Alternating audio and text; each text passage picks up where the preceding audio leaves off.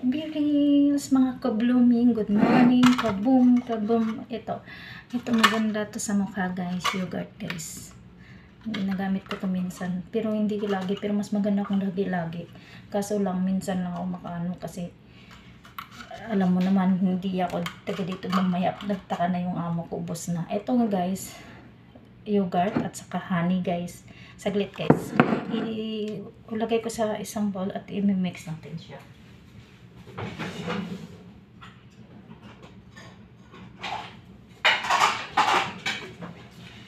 Ayan guys, tapos ilagay nyo sa mukha nyo guys. Bihira na rin ako mag-tutorial ngayon, pero ngayon babalik ulit ako sa tutorial pag may time. Share ko sa inyo guys.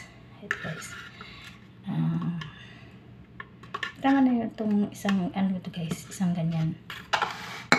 Tapos siyempre lagyan natin ng honey guys.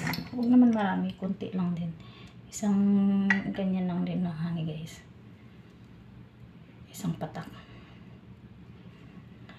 Tapos siyempre kailangan natin ng lemon guys, lemon, bago natin siya i-mix. Kailangan natin ng lemon, wait lang guys.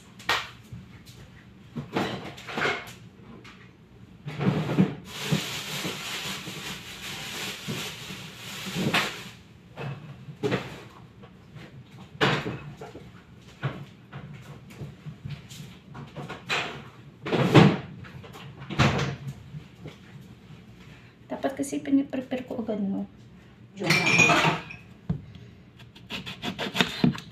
Ayan guys, pigain nyo lang yung lemon guys, kasi ano lang naman, konti lang naman ang need natin guys. Ayan guys, ano natin siyang i-mix guys.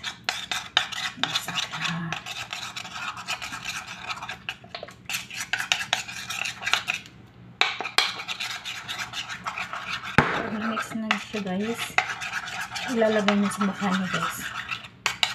Massage nyo lang siya konti-konti guys. Yan guys, ganito yung tsura guys, parang pagkain lang din at parang crema lang din, pero hindi ilalagay natin sa mukha guys. Subukan yung guys, effective to sa mukha. Yan guys, malamig.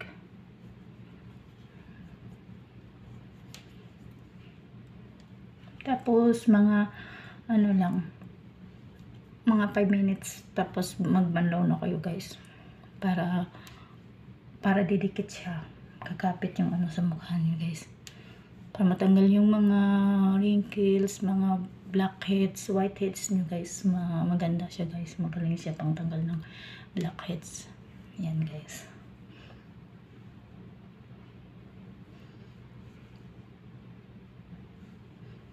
Pwede nyo mabuti sa face nyo guys.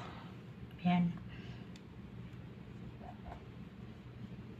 Tapos pag may matira guys, ilagay nyo lang sa ref nyo guys. Tapos kung gusto nyo magdagdag kung gabi, ilagay kayo sa gabi, umaga at sa gabi kung gusto nyo guys, para mas maganda at saka effective talaga siya guys.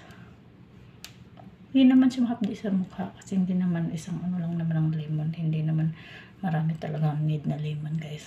Patuyuin nyo lang sa mukha nyo guys. Pagkatapos saka nyo banlawan ng tubig. Magsabon na rin kayo kung gusto nyo, basta banlawan nyo siya guys. Ayan guys, next naman video guys, marami pa akong ituturo sa inyo next tutorial. Salamat guys sa panonood.